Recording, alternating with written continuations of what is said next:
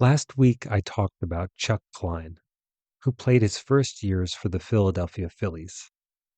It just so happens that our main character tonight played during Chuck Klein's career. Better still, he was a teammate of Chuck Klein's in 1929 and 1930, and his name is Lefty O'Doul.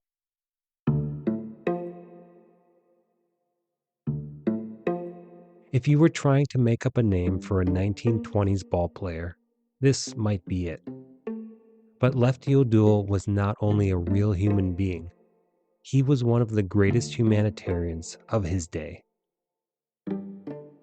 On the all-time major league list of career batting averages, O'Doul ranks fourth. This for a man who, like Rick Ankiel, started his major league career as a pitcher and lost 3 years converting to a hitter in the minor leagues. The difference between Ankiel and O'Doul is that after Rick Ankiel converted to a position player, he had several good seasons. And to say he had several good seasons is astounding because players don't do this. They don't switch mid-career from pitcher to hitter. And to be able to do that and thrive in any way is phenomenal. Just think of all the players who never converted, who were full-time hitters from the beginning, and still were not able to climb out of the minor leagues and into the majors. So the conversion itself is incredible. But Lefty O'Doul did not simply survive as a full-time hitter. For several years, he absolutely annihilated the competition. In 1929, O'Doul finished the season for the Phillies with a .398 batting average, and he achieved this while leading the league in plate appearances with 732. That's nearly 2 seasons worth of plate appearances, and he still nearly topped 400. There should be a Hall of Fame or subset of the Hall for players who burn like supernovas for a few potent seasons, because while they're burning, you better believe everyone remembers their name. But Lefty O'Doul did in fact put together a Hall of Fame career, not only for his statistical accomplishments, but for the many ways he contributed to the game. O'Doul is credited with playing a huge role in bringing the American and Japanese people together after World War II.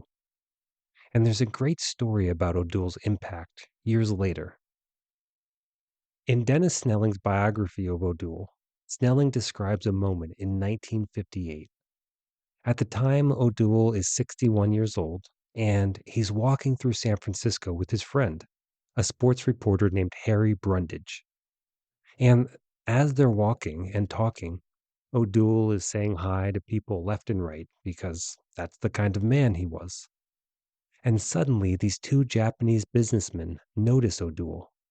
They stop, they remove their hats, and they bow. And they shout, "O'Doul-san." And then one of the men shouts, "Konnichiwa." O'Doul smiles and bows and shakes hands with the strangers. And they are strangers. O'Doul doesn't know them. And meanwhile, his friend, Harry Brundage, is just trying to figure out what's going on. These Japanese businessmen, strangers, walk up and notice O'Doul and bow to him. But soon one of the businessmen turns and explains to Brundage, quote, "O'Doul-san is great national hero. O'Doul-san is number one in Nipponese hearts. Great hero. O'Doul most admired American, including the illustrious MacArthur-san." End quote. So to put this into context, Lefty O'Doul is just walking down the street in 1958, and these businessmen, these strangers, instantly recognize him and say he is the most admired man in Japan, more admired than General Douglas MacArthur, who was in charge of reconstruction of Japan after World War II. And the men are honoring O'Doul for something he did a decade earlier. But what exactly did he do? Lefty O'Doul had an amazing career as a baseball player, but also as a manager and as a goodwill ambassador. Like Shoeless Joe Jackson, O'Doul remains on the outside of the Hall of Fame. Except for O'Doul, there was no scandal. O'Doul simply did not measure up to the standards set by Hall of Fame voters. Tonight, we'll take a closer look at the many ways Lefty O'Doul added to the game of baseball. And then you can decide whether he deserves to be forever remembered in bronze.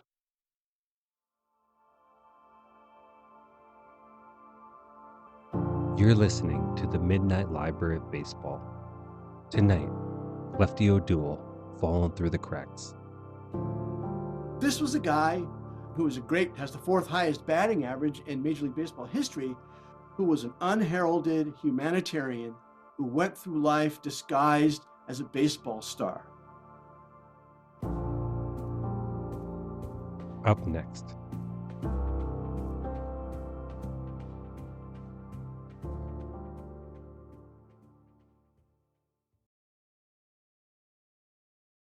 In some ways, the story of Lefty O'Doul is tragic, but it's interesting how simply remembering the tragic elements of a story can wash away that same tragedy. In 1912, Lefty, only known at the time as Frank O'Doul, found his way into baseball at the age of 15, thanks to a woman.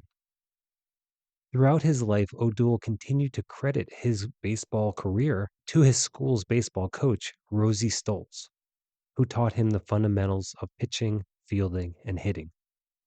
O'Doul, like Chuck Klein, left school for the working world as a teenager. He worked 6 days a week in his father's slaughterhouse, playing baseball sometimes on Sundays, although his father and others who saw young Frank's potential wanted him to play every Sunday. The problem for O'Doul was women.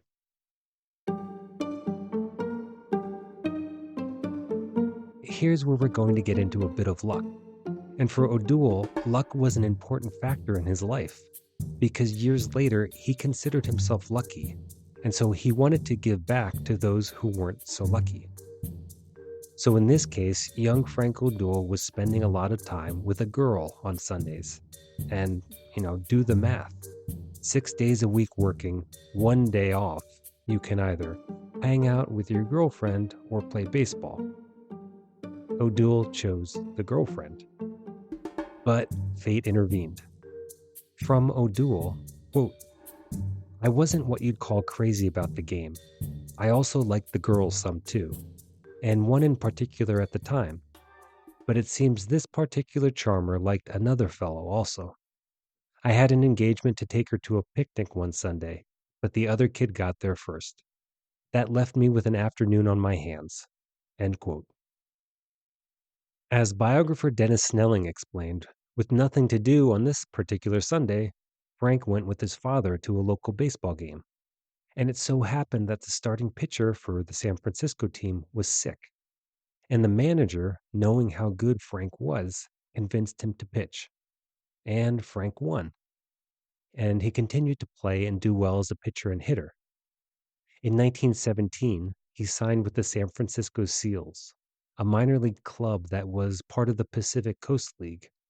And they were as big as it got on the West Coast, because there were no major league teams on the West Coast at this time. It was also around this time that coaches and players started calling him Lefty, and that's who he became for the rest of his life. Over the next 2 years, Lefty O'Doul continued to flourish as a pitcher and as a hitter. He was strong, he was fast, he had a good eye. The only problem was his fielding. According to Snelling, quote, "The San Francisco Chronicle described O'Doul's attempt to catch fly balls as resembling a small boy trying to sprinkle salt on the tail of a sparrow. He broke in when he should have stayed back, and he stayed back when he should have broke in." End quote. I'm sure longtime players can understand this, but it's hard for me to understand how a player can have all these skills. He's a great pitcher, a great hitter. He's super fast, and he clearly has a good eye. He has hand-eye coordination. So how do these skills not translate to the outfield? I don't know how, but they didn't. Maybe it was psychological. Whatever the case, his pitching and hitting earned him a major contract in 1918 with the New York Yankees.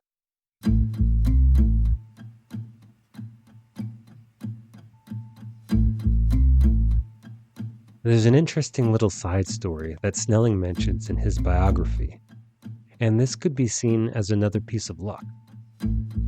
Just before O'Doul packed up and left San Francisco for New York, someone filmed him pitching, and they used this new type of video camera that was able to capture his pitching in slow motion, so O'Doul and others could watch his form. And this would play a big part of O'Doul's training in the future. But going back to luck or fate, this is 1918.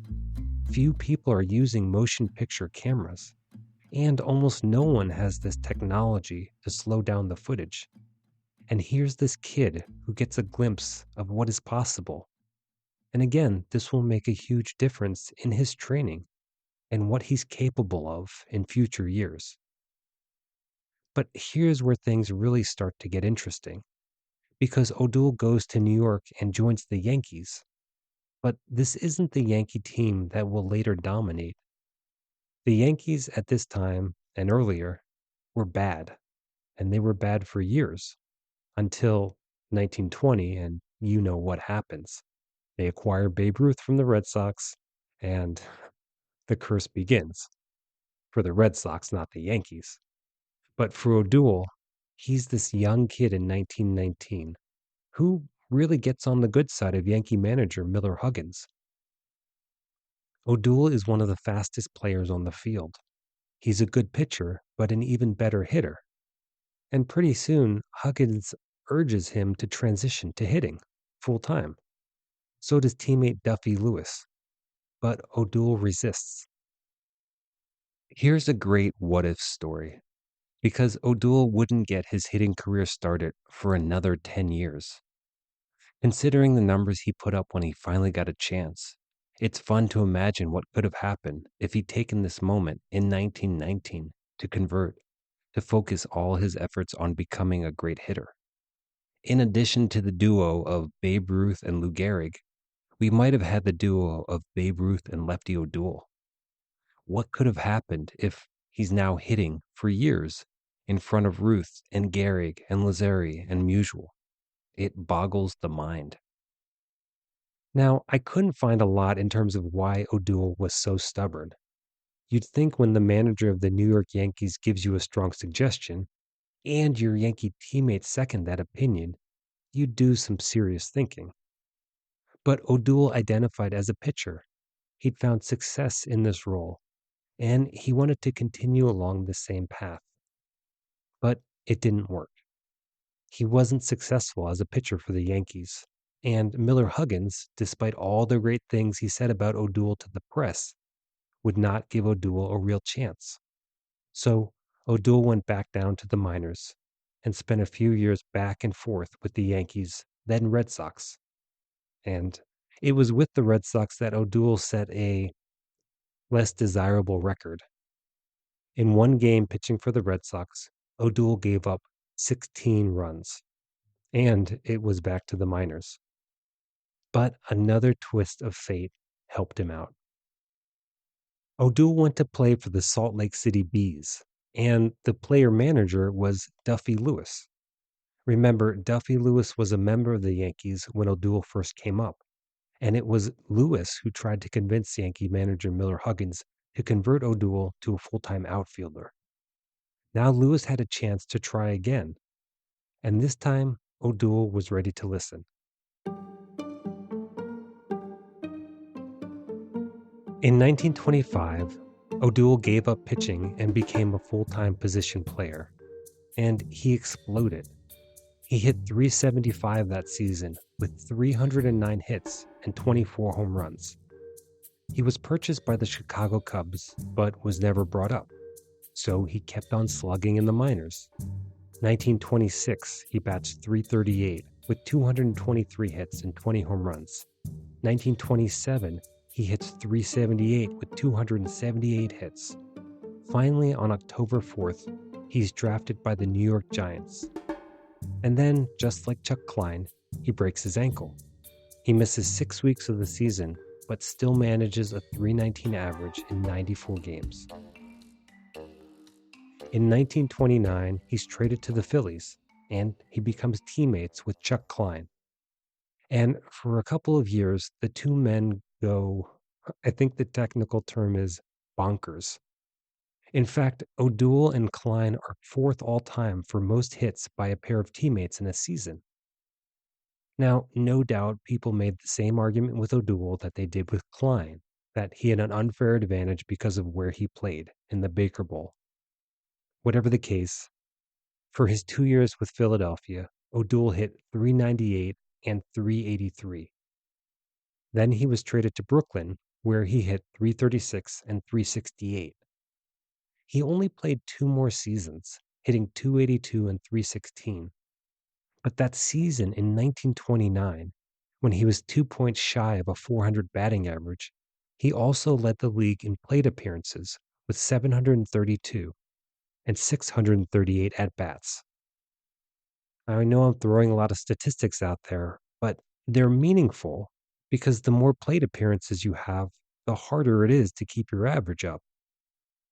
Just to compare, in 1941, when Ted Williams hit .406, he registered 456 at-bats, nearly 200 less than O'Doul. Another way to look at it is that O'Doul hit for close to a .400 average over nearly 2 seasons worth of at-bats. Now, you might think he was on a roll and still hit over .300 in 1934. Why retire? For a typical major leaguer with 7 to 8 years in the league, that might not seem like much, but Lefty O'Doul was not typical. He'd been playing professional baseball for 15 years. He was 31 years old when he came up in 1928 as a quote-unquote rookie. And this takes us back to the what if. He lost 10 years. If he'd had 5 of those 10 years that were similar to his output from 1929 to 1932, that's an extra 1,000 hits. And again, if he's playing in a lineup with Babe Ruth and Lou Gehrig, his runs scored and RBI totals could have been through the roof. Still, when O'Doul got his time to shine, he made the best of it. People saw him. They knew what he could do. But then, after retirement, he went back to being invisible to the world at large. Now, on a smaller scale and to a tighter group of people, Lefty O'Doul was not only seen, but was hugely appreciated and invaluable.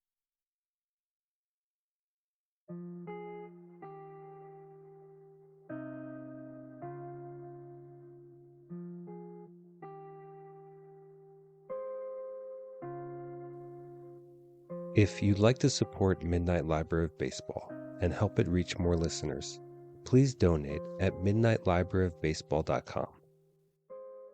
You can also leave a review at iTunes or wherever you listen. Thank you. Now, back to the show.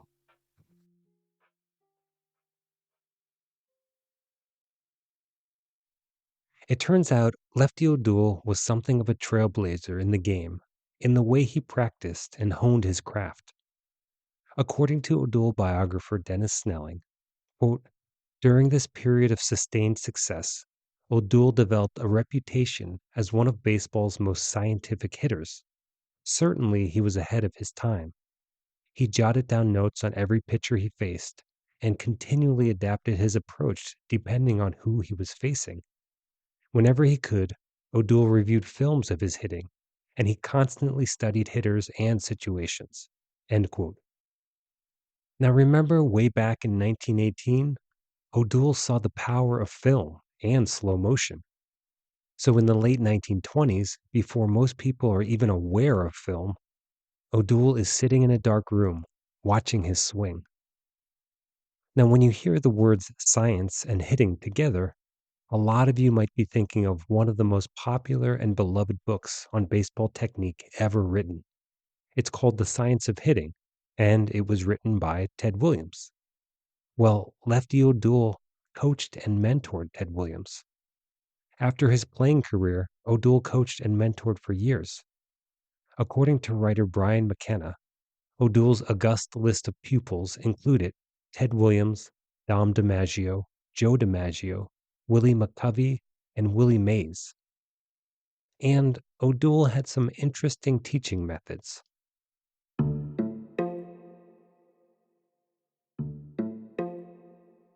From writer Michael Fishback, quote, "At least a dozen stories have been written about O'Doul's methods to teach young men and struggling players to improve. One of the most notable examples was teaching hitters to not lead into a pitch. During batting practice, O'Doul would have the player in question stand in the batter's box with a rope taut around his waist. When the player lunged for the pitch, O'Doul would yank the rope hard enough to send the player backwards into the dirt." Fishback continues, quote, "Joe DiMaggio's youngest brother, Dom, suffered through this drill while playing for the Seals. O'Doul showed Dom footage of Joe batting. Dom was astonished to see his brother utilizing the form O'Doul had been instructing. After 3 seasons of polishing his batting for the Seals, Dom's contract was purchased by the Boston Red Sox, where he flourished as a hitter over the next decade. Dom credited O'Doul, saying, 'He could spot anything you were doing wrong in a minute and show you how to correct it. He was far and away the finest batting instructor that ever put on a baseball uniform.'" End quote. And these sentiments were shared by Joe DiMaggio and Ted Williams and others. As a minor league manager, Lefty O'Doul today ranks 11th all-time for most wins. So O'Doul had a unique professional baseball career, an incredibly impressive offensive showing, a remarkable managerial career, and was known as one of the best hitting coaches of the time.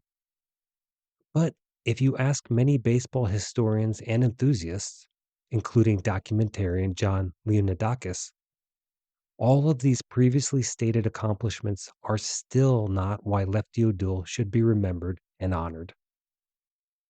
John, Hi, Ben. thanks for meeting with me today. Great. Thanks for the invite. I love talking about the baseball reliquary. Leonidakis has produced dozens of documentaries, and currently he's at work on a documentary about Lefty O'Doul, who, for Leonidakis, hits the sweet spot for fascinating, emotional, and meaningful. Here's John Leonidakis talking about what made Lefty O'Doul so special. This was a guy who was has the 4th highest batting average in Major League Baseball history, who was an unheralded humanitarian who went through life disguised as a baseball star. He loved people. He loved helping people, whether it was children or people who were down and out. He would only open his restaurant on Thanksgiving and Christmas time for people who were homeless and destitute, and give them a free meal and to give them a present at Christmas time. He's just a guy with a big heart, and nobody knows that about him. Perhaps most importantly, he made a significant impact on the development of professional baseball in Japan. According to Brian McKenna, O'Doul was involved with Japanese baseball from the beginning. In 1931, O'Doul went to Japan as part of an exhibition tour with a few major league players. He went back in 1932 with Ted Lyons and Mo Berg, who may get his own episode for his career as a spy. But soon Lefty O'Doul was organizing his own baseball tours to Japan. In 1933, he recruited a bunch of big names to join him, including Jimmy Fox, Lou Gehrig, Connie Mack, and Babe Ruth. But O'Doul wasn't just organizing tours. He was deeply involved, overseeing all levels of baseball growth, even the construction of Korakuen Stadium in Tokyo. But why did Japan and the Japanese people resonate so deeply with O'Doul? According to his cousin, Tom O'Doul, quote, "Probably because of the way they played the game. I think he liked the purity of it. He appreciated their dedication to the game. They're very humble people. They're very polite, and I believe he respected that. He was a teacher and a great coach above all, and the Japanese were starved for coaching and knowledge about how to play the game." End quote.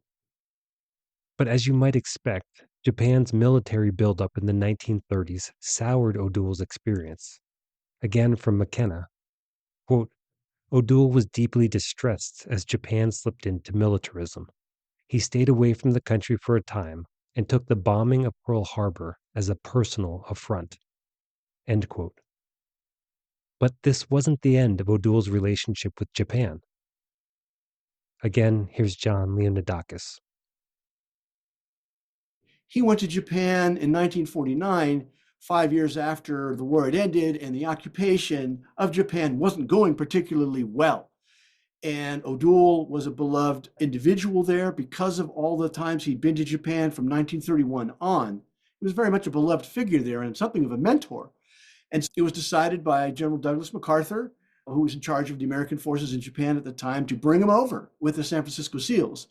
And over the course of just about a month or so, they completely changed the attitude and hearts and minds of many of the Japanese to perceive America not as a conqueror, but as a friend, somebody who could help the country. And O'Doul, by bringing a variety of a bunch of games to places in Japan at that time, he became even more beloved. And he didn't have to go. He didn't make any money on the deal. He wanted to go because he knew it would help. His tour was not reported on back in the United States, but it was absolutely massive in Japan. It was seismic.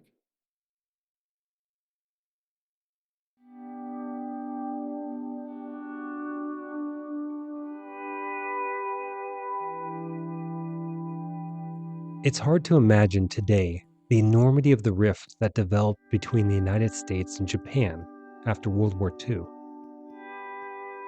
You can watch 100 documentaries, read 100 books on the war in the Pacific, and after a while, the message is the same.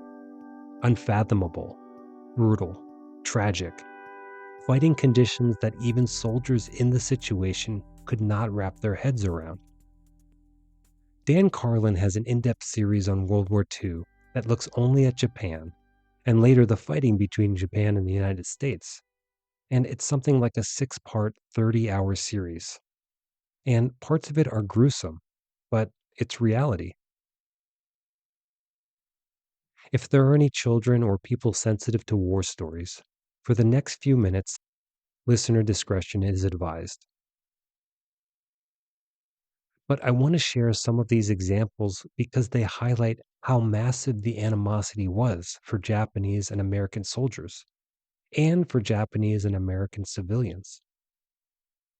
I don't want to get into the gory details, but just to say, Japanese soldiers were trained and taught to never surrender, to torture, to see Allied forces as inhuman monsters, and that's how they were perceived. One of the many examples from Dan Carlin's series that stuck with me was about how Japanese soldiers would typically not only kill prisoners of war, they would torture them and then leave the bodies in horrible positions for their side to find. And one reason they did this was because their commanding officers told them to. They said that after the Americans or Australians see what you did to their fellow soldiers, there is no way you can surrender because they are absolutely not going to keep you alive. They're going to do to you what you did to their friends. So this was a way to drive home this message that you can't surrender at any cost. But in addition to this strategy, Japanese politicians and generals told their soldiers and civilians that Americans and Allied soldiers were monsters. They were cruel and uncaring. And if you ever fell into their hands, they'd tear you apart. This led to civilians, women, children in places like Okinawa committing mass suicide, grabbing guns and grenades and jumping into the combat. And of course, this then led to Americans believing that Japanese soldiers were monsters and Japanese civilians were irrational fanatics. Then factor in the dropping of the bombs on Hiroshima and Nagasaki, and before that, fire bombings that killed hundreds of thousands of Japanese. This is the environment into which Lefty O'Doul is returning in 1949. It just blows my mind that there could be any kind of repair between these two countries anytime soon. And this is only 4 years later. You're talking more than 100,000 American casualties, well over 1 million Japanese casualties. And for the living, you're talking about psychological trauma that would haunt them for the rest of their lives. How do you ever come back from that in 4 years or 10 or 20? The answer, unlikely as it may seem, was baseball. Here's O'Doul biographer Dennis Snelling talking in a documentary about the situation in Japan after the war. No matter what you do, you're an occupied nation, and there's going to be resentment there. You had sicknesses going around from the radiation from the bombs. You had orphans begging in the streets, and some of them in orphanages that maybe could handle 1/10 of the capacity of the need. And the orphans that were there weren't treated very well either. So it was a very bleak type of environment. There are several things happening in the aftermath of World War II. You have General Douglas MacArthur in charge of rebuilding Japan, but also rebuilding it in a way that creates an ally out of Japan, an ally against communism. And one of the guys on staff for MacArthur, whose job it is to rebuild morale in Japan, is a Japanese American named Kappy Harada. And at a meeting where multiple high-ranking officials are present, including MacArthur, Kappy Harada brought up this idea about baseball. Years later, recounting the meeting, Harada said, quote, I says, General, this might be something way out of range, but I think baseball, if we have baseball, a series of goodwill baseball games, the Japanese morale will come back. They'll get closer to the GIs, end quote. Harada remembered the goodwill tours of Lefty O'Doul and Babe Ruth and Lou Gehrig from the 1930s, and he suggested that O'Doul come back to organize more of these goodwill games. And MacArthur's response was, well, what are you waiting for? Get going.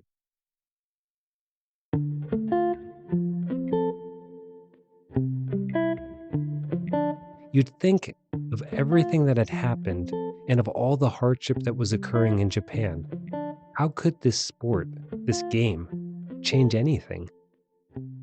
But it did.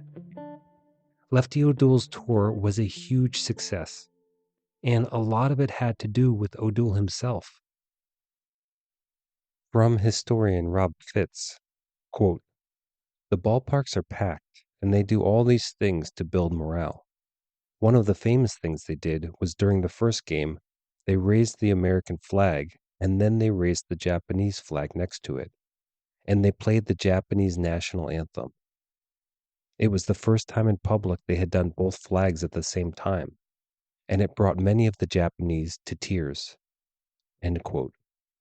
Fitz continues, quote, and O'Doul did other things, like he brought in Japanese orphans, the war orphans, to the ballpark, and gave them, of course, free tickets. But what he also did was gave them the best seats, and that was remarked on by the Japanese press, who even said, well, even we wouldn't have given them the best seats. We'd have, put them out in the outfields. But to treat them as special guests, that went a long way. That was both symbolic, but it showed a humanitarian mission, a mutual love between the two countries. It was these kinds of moments that transcended the sport, end quote.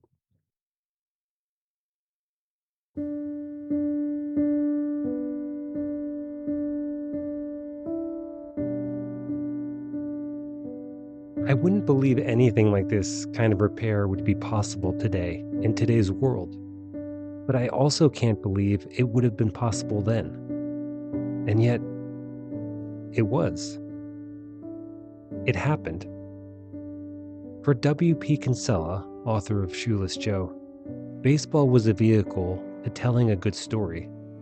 For Lefty O'Doul, baseball was a vehicle to heal unbelievably deep wounds. Baseball peeled away irrelevant factors like politics and language and skin color to reveal a universal human longing to play, to test yourself athletically and mentally against another, and to connect over a shared love of a game. Not only did O'Doul's involvement help repair lives and help the next generation of Japanese have a friendly relationship with the United States, but his Goodwill Tour really kickstarted professional baseball in Japan. In 1959, the Japanese Baseball Hall of Fame opened next door to Korakuen Stadium, which was the stadium that Lefty O'Doul helped to build. And in 2002, Lefty O'Doul became the first American elected to the Japanese Hall of Fame. And despite all of his contributions to the game, despite his extremely impressive offensive numbers, despite his bringing Japan and the United States together, he has never been inducted into the Cooperstown Hall of Fame. Detractors say he didn't play long enough to earn his career numbers, but O'Doul stacked up over 3,000 at-bats. That's a good 7 seasons, which is longer than the average career, around 5.5 seasons. And all in all, he played in 11 seasons.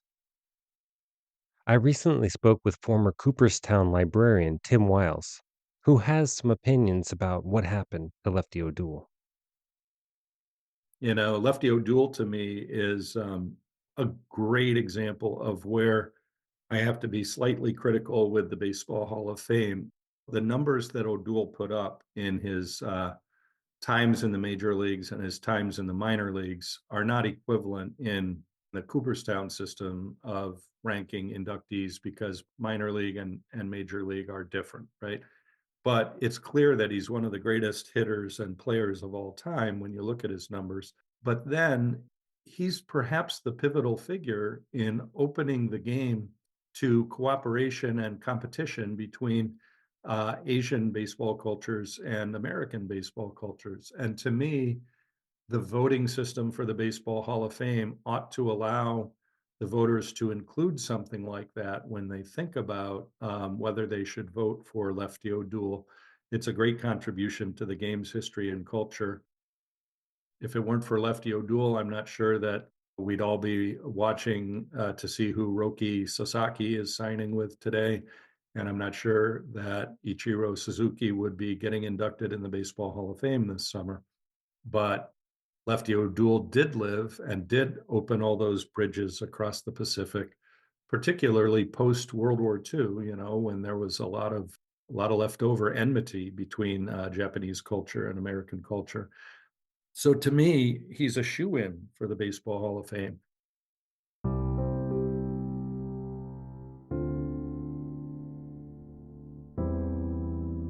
When we return to Lefty O'Doul, we know, sadly, that he never made it into the Baseball Hall of Fame. But you know what? There's an alternative, or a complement to the Hall of Fame in Cooperstown. Another baseball museum and Hall of Fame where for just $25 a year, you can become a member, and you can vote for who you think deserves to be enshrined each year. Not for their statistical performances, but for how, in some way, they contributed to the culture and spirit of baseball, and for their character. And in this Hall of Fame, Lefty O'Doul is enshrined. I'm talking about the Baseball Reliquary in California, a museum and Hall of Fame unlike anything you've ever experienced. How do you define the Baseball Reliquary?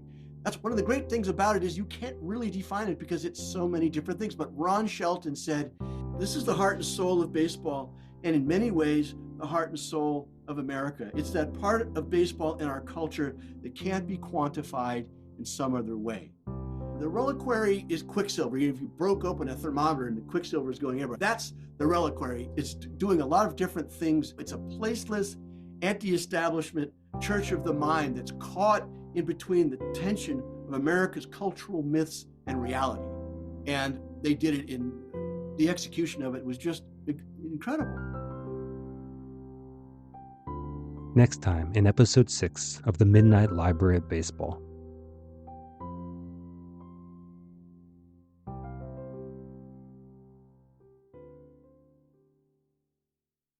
Before I end tonight, I am happy to include another listener baseball story. This one from Marty in California. Marty's been a dedicated Dodgers fan since the Dodgers were still in Brooklyn. And for his 80th birthday, Marty has an unusual wish that I really hope comes true. Here's Marty.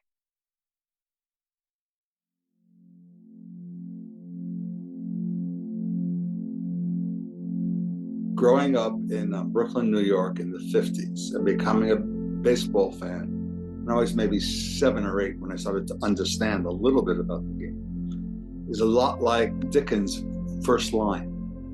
It was the best of times and it was the worst of times. A Dodger fan always knew that they were going to have a good ball club and they were going to make the playoff and the World Series. But every year except one, we played the Yankees. And we knew, or I knew, what the outcome was going to be until 55. And then it seemed my whole world just exploded.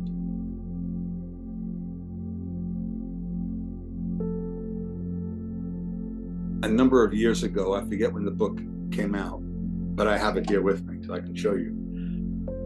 I got this book called The Last Good Season. I started to skim through it. And on page 3, there's a picture of a boy going in the opposite direction of all the fans. And that boy is me. So that just blew my mind that I knew who it was, and I knew I had cut school that day, and I knew that I was going to get a spanking that night, and I really didn't care. There was a hole in the wooden fence in right field of Ebbets Field. And a couple of kids every game would sneak in. We would pull apart the wood and then sneak in. And the seats were awful, but it didn't matter. I had my lunch and I had my ball game, and I was 10 or 11 or 12, and I was in heaven. I think it was an innocent time. And I think it was a pure game back then. I have lots of questions how the game is being played today. Can you imagine a manager going in the 5th inning to the mound to try to take out Bob Gibson or Koufax, Drysdale? It wouldn't happen. The manager would be flattened right there on the mound. And even though I understand the concept of the pitch clock, I hate it. Baseball is a game to sit back and enjoy it. Now, I know there are many people who tell me to this day, baseball is a very boring game. Next time that you're at a professional ball game and the pitcher is prepared to throw the ball and he has his arm up here, he's just about ready. Watch the fielders, and they're on their toes. To me, an old guy now, it's a ballet. On that one instant, I very rarely watch the pitch. I'm always fascinated to watch the ball players on their toes, prepared. I think that's part of the beauty of the game. And if a game goes for 3.5, 4 hours, I don't care. I love it. One of the things about the Brooklyn team was they all lived in Brooklyn. So they were all members of the community. And the community understood that. And they went shopping in the community. And you got to see them out and about. And you would just stare or gawk at them and say, oh, wow, look, that's him. There was a bank a few blocks from my house when I was a kid. And the Dodgers would always have a fan fest, so to speak, where you could get to meet a few of the players and they gave you a picture of them. Not signed, but just a picture. And I remember the lines, the long lines of kids waiting to get in, just to see these men, these heroes of ours. And though I don't remember much, I remember shaking the hands of Gil Hodges. He had then, and still to this day, the biggest hands I had ever seen in my life. Vince Scully used to say that Hodges never needed a glove because his hands were so big. And he was so kind and so nice. He spoke to every boy and girl. Today, when I attend a game, I understand there's so many kids hungering for an autograph. I understand. And it breaks my heart to see the ball player coming down the line, signing a few of the kids. And then there's always one at the end, doesn't get it signed. And you can see the kid's heartbroken. And I understand the restraint that the players have on their time. I get it. But my question is, do they wonder, as professional ball players, the impact that they could have or do have on a young boy or girl? I think a lot of them do get it, and I think a lot of them don't get it and don't care. Maybe 20, 25 years ago, my two sons got me a coffee mug at the beginning of a season. And it said, "We interrupt this marriage to bring you the baseball season." It's funny that when the football season starts, many of our friends, Sundays, the husband is glued to the TV set. My wife doesn't have anything to worry about. But from April to October, that's my time. And I can watch any game for hours on end. I'm lucky enough that both of my sons and I take a yearly trip to see the Dodgers play in various cities. The Dodgers, as a matter of fact, they played today in Japan. And in California, the game started at 3 o'clock. And yes, I will be up at 3 a.m. to watch the game. I played in high school and I played 1 year in college. I pitched, and my dream, of course, was to pitch, to make the majors, but I wasn't that good. I had a tryout, as a matter of fact, for the Mets, 65 or 66. I remember throwing 2 pitches, and the next thing I heard was, "Next." That's it. I got to throw 2 pitches, and that was the end of my tryout.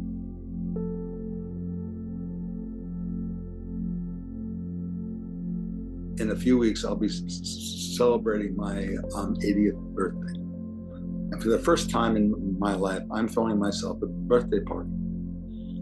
And I wanted to invite someone outside the box, knowing that there's no way in hell that he's coming. But I invited Clayton Kershaw, because I figured he's on the IL, he doesn't have anything else to do. Might as well come to my party. So it'll be interesting to see if I get any response at all from it. Of course, it just adds to my family saying that the old guy is losing it, which is fine. The worst that could happen is that he doesn't respond. But I have a hunch that the Dodger PR department, being as awesome as they really are, I will get some kind of a card or a note from either the ball player or the organization. We'll see.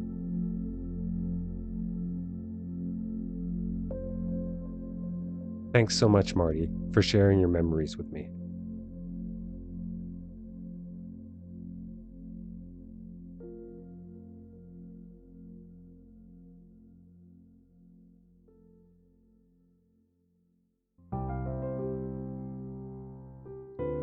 The show is produced and edited by me, Ben Orlando.